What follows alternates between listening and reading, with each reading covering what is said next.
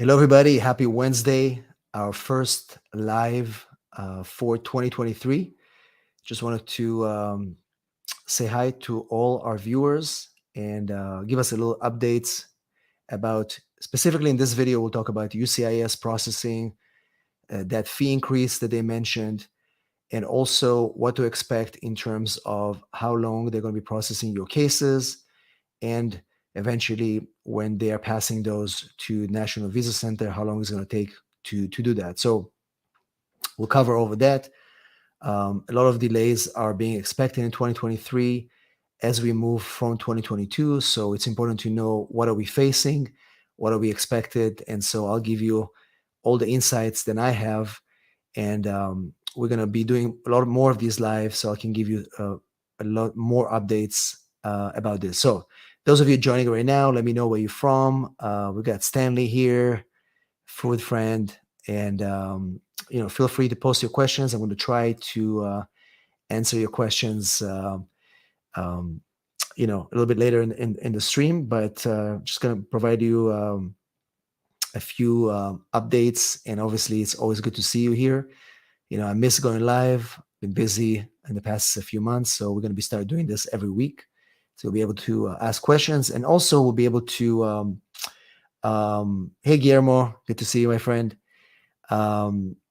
We will provide a link so I can get some of you guys on some of you to join me on the. You know what? Maybe we can actually do it. I'm going to try to see if I can do it. I'll be able to invite a few of you to join me. Let me see here. Join me on video. Maybe we can do it. We can try it in a few minutes. After I give you the update, I'll try to get you guys on video with me if you want. So if you want to be on camera, get ready. I'll give you. I'll put a link in the comments in a few minutes, and we'll join. We got Summer here. We've got let me see here. We've got Summer here. Hi. We've got Manny. We've got Manny from Jamaica. I just got back from Jamaica. I was there in December. Perfect. So welcome everybody. So let's talk about something which is pretty concerning. So UCIS, based on recent report that was released together at the same time when they released the proposal to increase the fees, there was another report about their efficiency. It's a report about their efficiency and basically hours per completion to process forms. So the forms that you're sending, the I-130s, the I-140s, the I-29Fs, these forms is now taking them over 82% longer to process. And that's why the backlog continues to increase. And the reason why it's happening is because over the past few years, the forms increased from, let's say, very few pages to triple, quadruple the number of pages in the forms. It's taking them longer to process these cases. Hi, Spencer. Hi, Manesh. Good to see you guys. Yana. Hi, Yana. So yeah, post your questions. I'll get to your questions in a few minutes. And also, if you want to be on video with me, I'm going to post a link in a second and maybe get you guys on a video with me. So now that it's taking them longer to review these forms, it's going to be a very painful process for UCIS to go through the backlog, because imagine if it's taking them 82% more time to review all these forms, how they're going to be able to go through this backlog. And there's going to be a video released in the next few days where I explain in more detail about the proposal to increase the fees. But I'm going to give you a little bit of a snippet in this live. So essentially, a few weeks ago, there was a proposed rule released to increase significantly immigration fees. They're currently in the comment period. It's going to take 2 months for these comments to go through. But essentially what the proposal is, they're going to increase the fees by a lot. So for example, if you're filing a green card based on marriage inside the United States, it's going to go from $1,760 to over $3,500 for one person. If you are filing your application for citizenship, it's going to increase by $120. If you're filing an application for removal of conditions, I-751 is going to go up by $250 or so. Another thing that they're doing is that they said Kids under 14, right now they're paying a lower fee, right? So if you guys have kids, right now they're paying less. Under the new proposal, no. Kids 2 years old, 5 years old, 14 years old are the same, like an adult. So that's why fees are going to go up, because kids are now going to be, imagine you have 5 kids in a family, you're going to be paying like adults. The AB5 program, it's almost $10,000 to file an investor visa application. So a lot of these fees are, it's interesting to see that. But again, the reason they're doing it is because they are short on cash. They need more money to hire more people, so they'll be able to process these forms, right? As I mentioned to you before, right now it's over 86% increase in this amount of time that it's going to take them to process these applications. So they need more people, they need more resources. And what are they doing? They are raising their fees. They want to raise their fees, right? Is it going to make it faster? I don't think so, right? They also, in one of the videos that I'm going to release this week, I'm going to be telling you about the initiative to do more interview waivers in 2023. They need that. And again, the reason they want to do more interview waivers is because they need to find a way to fight the backlog. So let me give you a little tip. If you want your case to be waived, you have to do two things. First of all, make sure you file everything properly even from the beginning. Your forms, everything should be, to the T.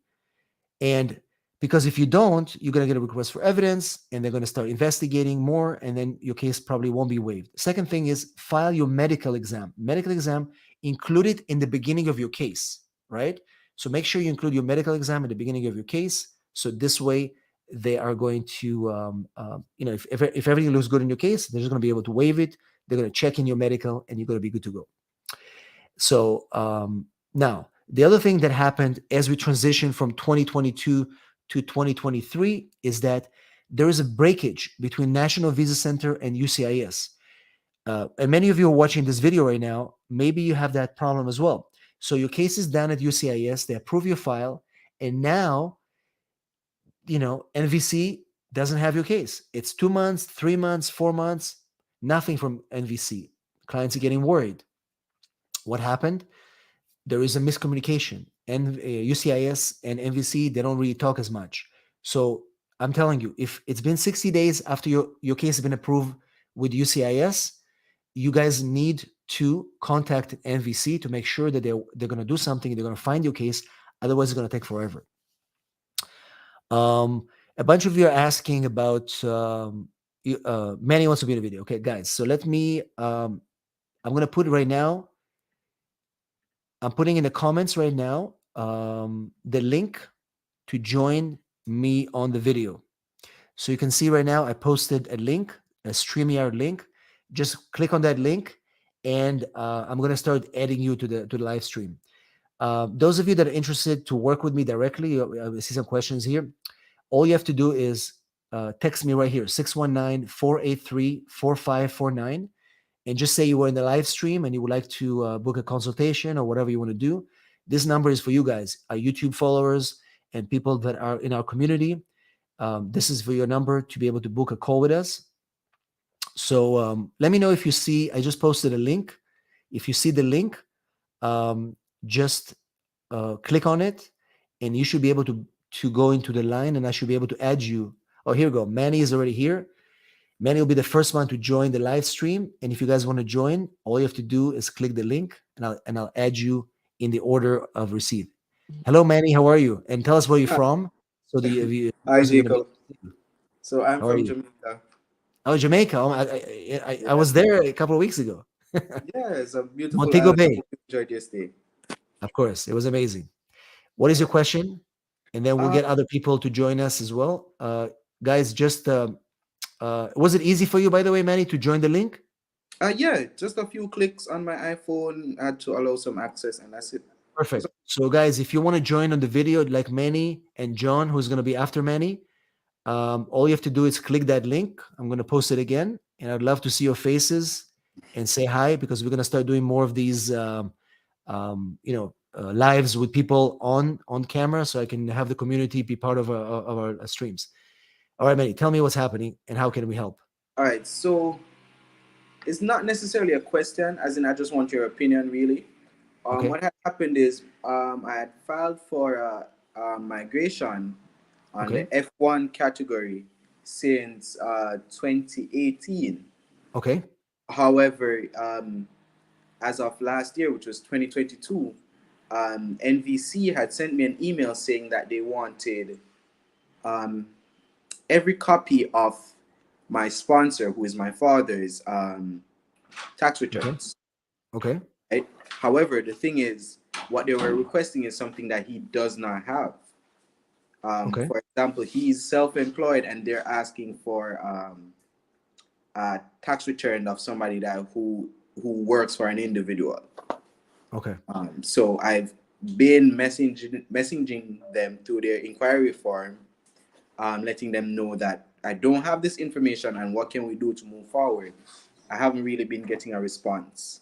The thing is, I don't really expect to get much of an update because my case is still not current, but Right. I'd Right. still like for them to tell me So something. so let me tell you about this. So and it applies to everybody else. If your case is not current, they're not going to give you much info. And I can tell you, if you don't have these documents, there's always alternative documents that we can use. That's why it's important. Like I said, I don't want to discuss your case specifically because it's Mm-hmm, your personal case, but I can mm-hmm, tell you there's always alternatives to that. So if your case is not current right now, just kind of talk to an attorney to make sure that you have the right things you need. So once mm-hmm. it becomes current, you'll be able to move like a speed of light. I'm hoping Okay. so. At All the right. rate at Perfect. what the schedule is going at, I won't be current for another 2 years. Right. But So right now you just have to wait, and yeah, and like I all said, if you need any, just patience. That's all I can tell you for the moment. All right. right, no All right. problem, Thanks, bro. Manny. Let's let other people join us. We have John next, and then I'll answer some more questions from you guys in the comments. Hi, Hey, John. How are hi. you? I'm Where are you fine. from? I'm from Ghana, West Africa. Oh, nice. Yeah, Excellent. right. What is your question? So my question is that I got married about 2 years ago to an American, and then we, after 1 year, we filed. Last year we filed. Last year around July. Yeah. No, no, in 2021. Sorry, around Yeah. July we filed our papers, and then they requested for an initial evidence, Right. which we submitted, and I've received my work a 2 years work authorization, Right. but I have not received a parole, and they have not even approved the I. Is it the I-30? Yeah, Right. yeah. So I They don't know. haven't approved it yet, right? So your case Yes, is still with UCIS and they haven't approved it, right? yes, but they sent me a work authorization for 2 years. Yeah, yeah. Because you're going through adjustment of status, right? Yes, please. Yeah. So that's what I'm telling you. That's what I mentioned in the beginning of the video. It's taking them 86% longer to process these applications because they're backlogged. So you just have to be patient because as long as you have your work permit, they'll get to you eventually. But everybody who's watching this, if you have a case with UCIS adjustment or any other case with UCIS, expect long delays because they just announced in their report that, as they mentioned it, hours per completion to process forms increased by 82%, right? Per form. So you're one of those people affected by this, unfortunately.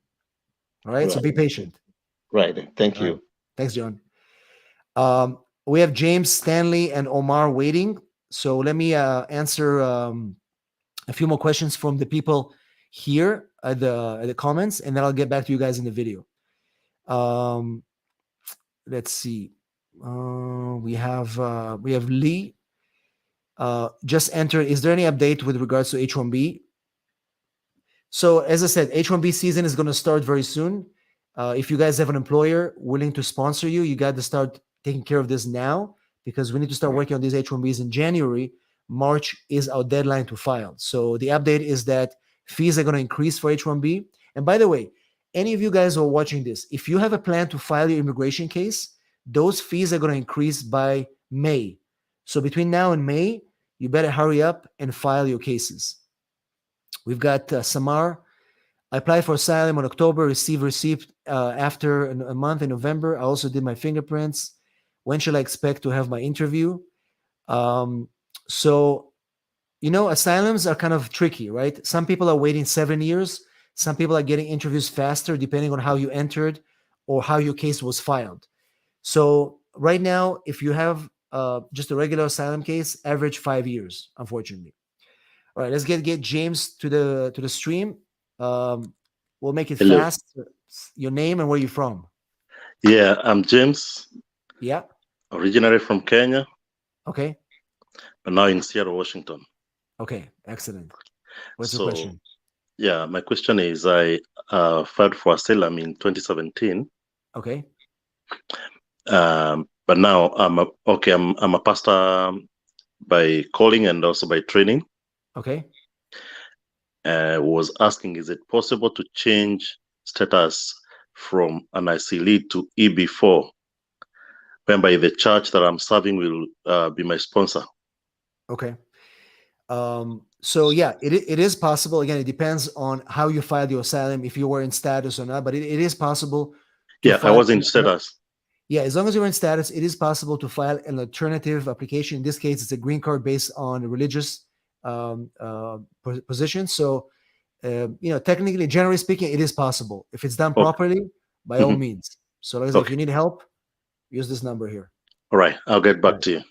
Thank Thank you, you. sir. We've got Stanley and Omar waiting. We'll get to you guys in a second. And again, if you guys want to join the stream, I'll post the link again. It's the first time we're doing this. And if you like it, I'll be back here every week and we'll answer your questions on the video. Let's see here. We've got Yana. What can we do if we are pending security checks for 2 years now for an I-130 spousal visa? Great question, Yana. Basically, for all of you guys who are pending security, 221G, admin processing, if it's taking too long, the best thing that I've seen is to sue them under writ of mandamus. We're doing a lot of these things. We actually brought in a new attorney to our firm who specializes just in lawsuits. That's all he does. And so if your case is pending over 2 years or more, depending on obviously, it's not every case is 2 years. It's not the benchmark, but we assess it. But what it seems like in your case, 2 years just admin processing is too long. I would highly encourage you, Yana, to try the asylum, the mandamus lawsuit, and that's what we do. So if you need help, use the text number. Let's get Stanley, who is waiting patiently in the room here. Stanley, how are you and where are you from? Hi, Jacob. I'm Stanley and originally from Nigeria Okay. and presently in California. Okay, excellent. What's your question? I filed for my son. I become U.S. citizen like a year ago, and Okay. I filed for him before he turned 21. And I just received notification that they received the application, but to date, no further update on it. Okay. So, like I said, because the severe backlogs in a lot of these applications, especially like the one that you mentioned, it's important to do consistent follow-up, because as long as you do a follow-up, if something happens and we do need to sue them one day, you're going to have all the proof that you've done the follow-up. Have you done any follow-up? No, I have not, because the says still pending that they don't require any more documentation from me, so that they will get back to me. But I understand. It doesn't matter if they say that. You still have to follow up by making an inquiry. And I encourage all of you to do the same. Do consistent inquiries every single month. okay. Okay? And keep me posted. If nothing moves, then we can probably help you in the future. But for now, I would just do the inquiries. Okay. Okay? Right. And we have a question from RR. Have you done any EB1A applications for photographers? Absolutely. We do a lot of EB1As. EB1As is an application for extraordinary ability green card. It's a self-petition. You do it by yourself. You don't need an employer. You don't need to get married. We've done a lot of these EB1As for artists and for, in this case, photographer. I've done them in different disciplines. We've done nature photographer. We've done fashion. So if you're one of those guys and you meet the standard, then all you have to do is just text me right here and we'll get you the green card. All right, let's get Omar. Here we go. Omar, how are you? Where are you from? Yeah, I'm from Egypt, Jacob. Thank you for your support Egypt. and initiative. Yeah. Marhaba. أهلا أهلا بجد أهلا. أهلا We're أهلا. neighbors, you know that, right? Really? I'm Yeah. from Israel. Ah, that's why. Yeah. And, Sure. Yeah. and I'm Yeah. in Thank you for. Israel. Yeah. Yeah. Good. Good. It's nice to meet you, my friend, and thank you Yes. for your initiative actually here to for live You streaming. like that, right? You like this format where we ask questions and take people from the. It's good, right? Sure. Yeah, it's amazing and for sure beneficial for the one who asked question and for the audience as well. So thank Of you for course. this. Sure. Basically, I'm actually applied through my mother for F3 visa, and Okay. I'm already documentally qualified since last September last year. Okay. But till now, I'm following the final action date movement for F3, and it stopped in 22 November Yeah. 2008 for more than 2 years now. So, Yes. any expectation of how things are moving there? Because I understand that the visa will not be available till my priority date is current in the final Absolutely. action date table. Absolutely. So, So that's a good question, Omar. And guys, we're going to be doing a webinar, and I'm going to announce it in the community here. I'm going to post it in the community. It's like a post. We're going to do a webinar February 2nd at 1 p.m. And I'm going to give you the details in a link probably next week. This specifically for NVC. When will you get your interview? It's going to be answering a lot of your questions. I'm going to be breaking down exactly what's happening there. This webinar is going to be private for anybody who registers. And the reason is because I'll be sharing some information there that may not be so attractive for the government, So we'll make sure that we do this in a private setting so everybody can ask questions in a safe way without being scared from government officials watching the videos. But essentially, to answer your question, right now, because it's been almost 2 years, if you think about it, Omar, that there was no movement in family visas at all because the embassies were shut down. And so it put a lot of strain on F3, F2B, even F1 petitions. Right now, they're coming back slowly and they are really trying to push it forward. So I expect after April of 2023, you're going to see a nice movement in the visa bulletin in your categories as well. But to be realistic, it's still going to take a long time for family petitions to come back to what it used to be. But there are some things we can do to try to move it a little bit faster once it's once your date is going to become current. Because think about it, even when your date will become current, it doesn't mean in a minute you're going to get it. You know that. Even if it becomes current, you're still going to go NVC. NVC is going to sit on your case for months. At that point, we're going to talk in the webinar what you can do, what tools you can do to move your case once it's documented qualified, so you won't become part of the statistics, right? But in your case, to answer your question, you just have to be patient right now. It's going to move. They're doing their best. They're better than UCIS. Trust me, much better than UCIS. So I think after April, you're going to be surprised to see some nice movements. yeah, okay, good. Right? But inquiries will not help. Yani, there's no need for. No. If you're not current, don't even bother. Don't waste their time.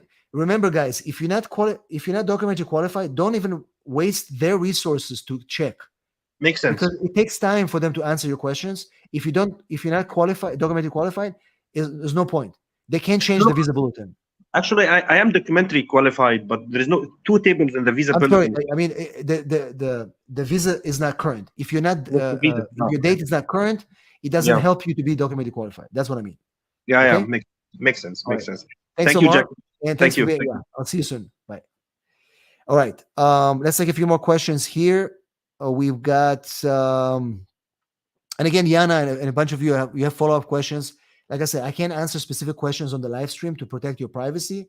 That's why we have the special number for you guys, 619-483-4549. Specifically for you, you text, you say, I was in the live stream, and they're going to get you scheduled to speak with me. We've got, let's see, we've got here Joshan I360. I360, I assume you're talking about VAWA cases. Very, very popular, very strong right now. If you're going through abuse in your marriage, if you can't take, if you can't get stuff done on your own through a U.S. citizen spouse, the VAWA petition is going to help you get things sorted. Let's see here. Andrelas, I will turn I-130. It will be 1 year in February with Nebraska. I'm a U.S. citizen. Okay, so again, that's the purpose of our live stream today. UCIS is taking forever to process applications. Now you know why. I told you. Based on the data report that was released last week, it is taking them 82% more time to longer to process individual forms, and I-130 is one of those forms. That's why it's taken over a year. We've got, let me see here, Devin, Jacob, it's easy to get a work permit if I'm married to a citizen or to a U.S. citizen, or is it quicker to get it through employment? So I would say right now adjustment through marriage is faster unless you are EB2 category in employment and you don't need a labor certification. Then it's going to be faster. But honestly, if you can go with marriage, go with marriage. That's what I would do. All right, let's get Khurshid to join us on video. Khurshid, are you here? Yes, sir. Uh, are you able to put your video on? No, I'm sorry. Is that okay if I talk like that without video? No, it's fine. Ask your question. Okay. Where are you from? And ask your question. I'm from Oklahoma Okay. and I'm US citizen. My Okay. question is, I'm following you on YouTube for a while, and I Make have a sure you question. follow me on TikTok as well. Anybody who's watching this, Yeah, TikTok is where I do some funny stuff and yeah. also. I'm following you on TikTok as well. Oh, nice. Perfect. I have a question actually. I just Yeah. filed adjustment of status for my mom. She's Okay. here in USA with the concurrent filing I-130, and I sent her documents yesterday, on Monday, and after sending the documents, I just realized on my Yeah. birth certificate her name spelled with I instead E. All Okay. other documents her name is with E, like Okay. double ED, Okay. and on my um, birth certificate it's spelled with I. Okay. Would that be an issue? Well, it's not going to be an issue for the filing, but what I would do is that I would send a notice to immigration just to request them to correct it. So it's fine. You filed it, just request them to fix it. You definitely don't want it to be a mistake on future forms. You understand? So if it's a mistake, you just send them a request to fix it. I get that, but my question is, I'm from, I'm an overseas immigrant, Uh-huh. now U.S. citizen. So my mom, she's she's from Pakistan, so she's Okay. here, and my birth certificate is from Pakistan. So Okay. when they translated my birth certificate back there, they just made that mistake. um Even though now I requested back, the secretary office to do the amendment and correction in my birth Yeah. certificate. So just in case if I get that, I hope I will get that definitely. Is that okay without waiting for Yeah. USCIS to ask me for the for the Yeah. evidence? I send them without, they ask me with the That's cover fine. You don't letter. you don't have to worry about that. You can Okay. just you can send it like this, and like I said, because the process is so long, you have plenty of Uh-huh. times to take care of that if needed. So don't worry about it. Okay. So Okay? we don't have to wait for them to send us No, RFE or you don't. You don't. Okay. And all We just right. do we do one question so we can give time Yes. for people to answer. All Okay? right, sir. Thank you. All right. Greatly Thank you so much appreciate for it. following, and I I'm so appreciate it. Very nice. We got so many people here. We've got Adis and Kebe waiting, so I'll get you guys in a second. Let me get Dason. Jacob, it is easy to get a work permit from. Oh, yeah, we answered this question already. So many good questions, guys. You are amazing. Carl, my wife lives in the UK with who is a US citizen, and she's moving back to US this year. My 130 is processing. It says estimated 4 months for decision. Is that likely? I don't think it's likely, to be honest with you, because these processing times are very not accurate. So even when you see it on the USCIS website, or even when the embassy provides data, it's just hard to predict. And we just our predictions are coming from our Facebook group. By the way, we have a lot of members who post updates there. We get data from meetings I have with my association. So any of you who are watching this, if you will get more specific info, join our private Facebook group. It's called Immigration New Questions and Answers. There's a link in our description of the videos, and also a private membership if you want to get more in-depth info. We have a private membership where we meet with an attorney every week, and you can ask more specific questions, so it's not public. It's called Immigration New, immigrationnew.com, and I welcome you to join our membership as well. All right, let's get very nice questions, diverse questions. We have H2B. The H2B program is alive and kicking. You can file twice a year, October and April. And the problem with H2B is that you need a labor certification from the Department of Labor and an employer willing to do that for you. So if you guys, in fact, there's a big shortage of seasonal workers, and we do a lot of H2Bs for a lot of our construction companies. And so yeah, so it's a big thing right now. Let me see here. Yana is asking, sue them if it's safe and previous visa was denied. It's always safe to sue the government. There's nothing going to happen to you because we're going to district court. We're not suing them in immigration court. District court will evaluate if they are, in fact, delaying your case when they're not supposed to. And typically, I'm telling you, we filed a lawsuit a couple of weeks ago, a couple of months ago, actually, in Los Angeles for a visa delay. As soon as we submitted the brief, they resolved the case within a couple of weeks because they don't want to go through litigation. So lawsuits work if you qualify, right? Let's see here. We've got Mateo here. Addis, I'm going to add you as well because it just doesn't. I think you're going to have to refresh your thing, Addis. And I'm going to add you after Mateo. All Mateo, right. where are you from? And hey, Jacob. I'm from Colombia. Thanks for having me. Are you in Colombia right now or in the US? No, I'm in the US right now. Nice.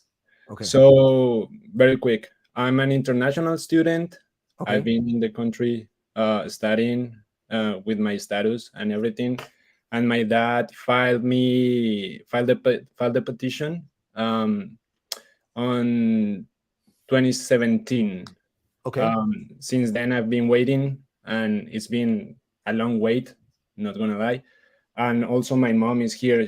She is a permanent resident. My father is a permanent resident when he filed, but now he's a citizen. Is there any way to expedite my case? Because as a student, my options are very limited. I have to remain on the status. I cannot work. I cannot do anything. But my family is here, so I have no other option. So basically, again, like I mentioned to a lot of people, and even Omar before, the problem with you is that you are subject to the visa preference, right? You can't change the visa preference. The reason there is a visa preference is because there's no visas available in your category. That's the reason why you're waiting for so long.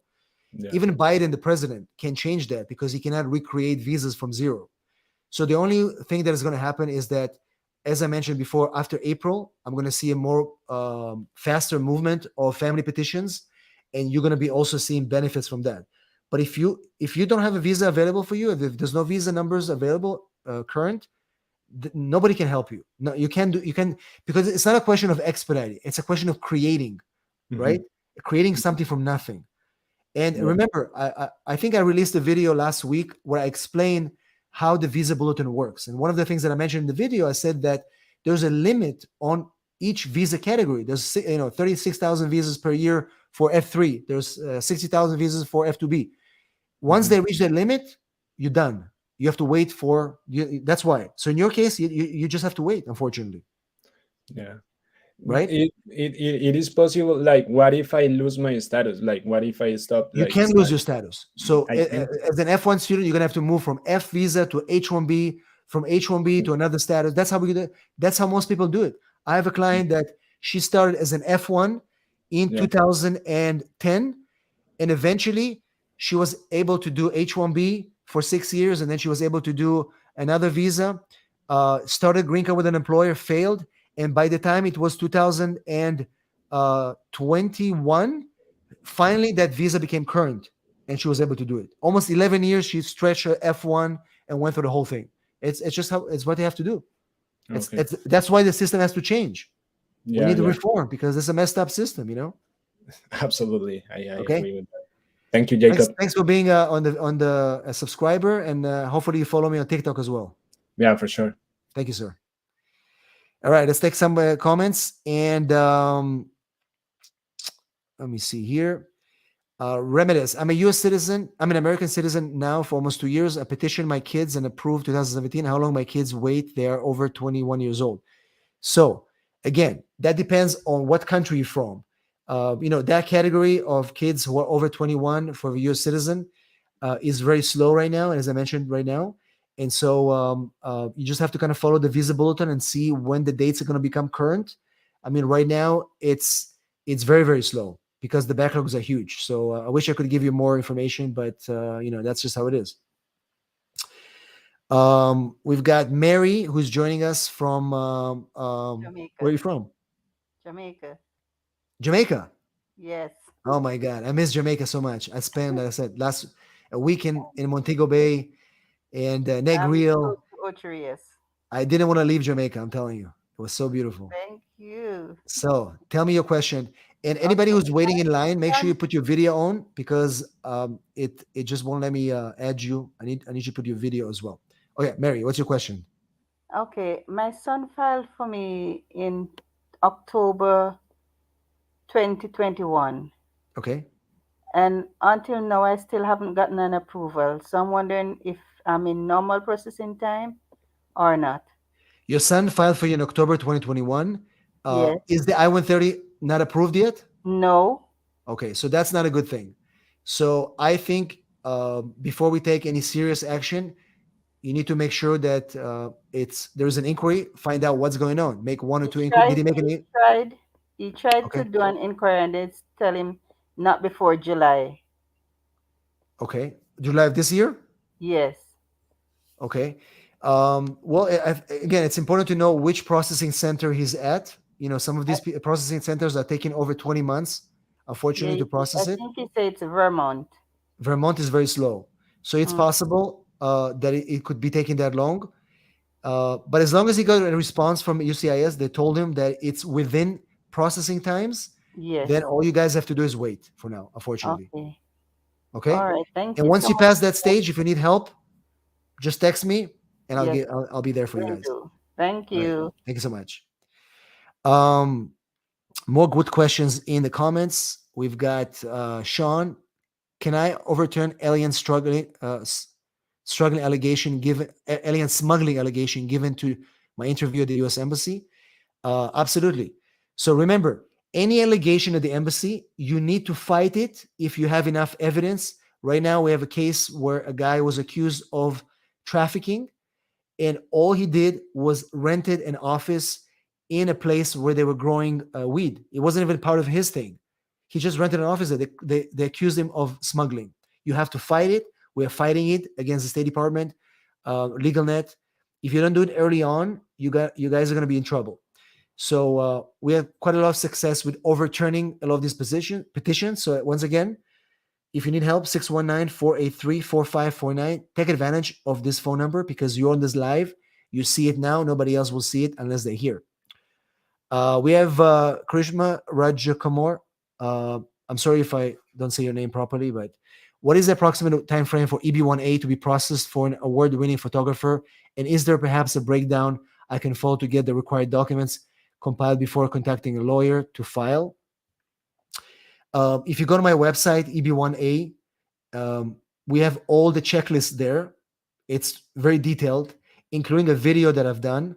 Karishima, EB1A specifically for creatives is our specialty. I do a lot of these photographers.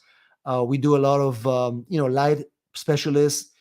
Right now, it's taken about 2 months to prepare the case on our end.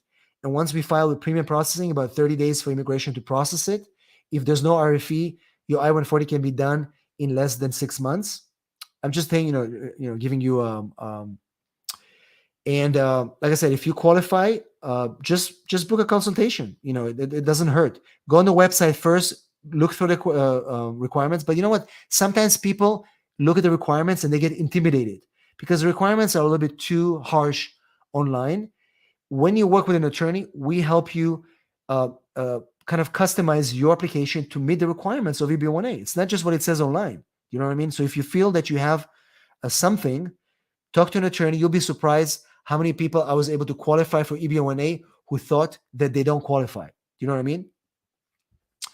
All right. We've got Ozzy here who says, my fiance and I have been waiting for 10 months for a K1 visa. She's an Indian citizen. Could you give us some information on what we can do about UCIS?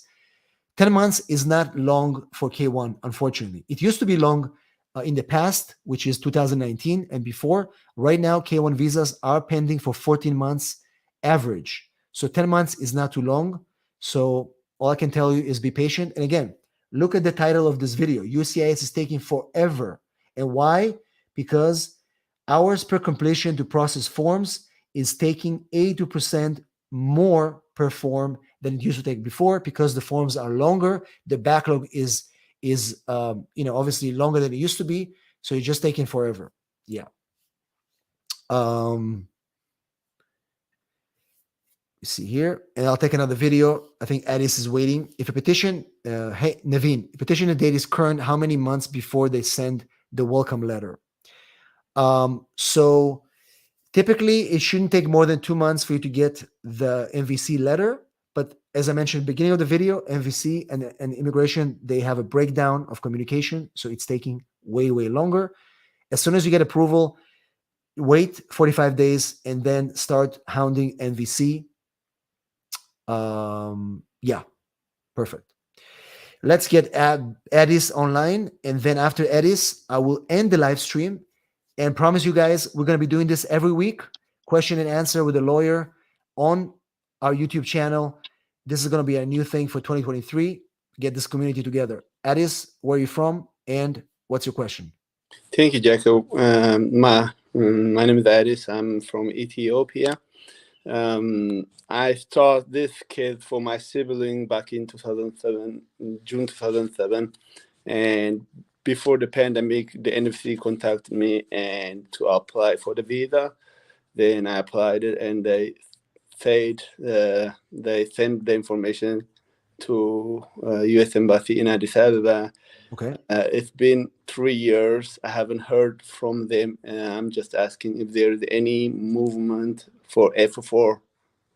So are you, is your date not current or is it current? Yeah, when they notify me, it was 22 March 2007 for F4 category.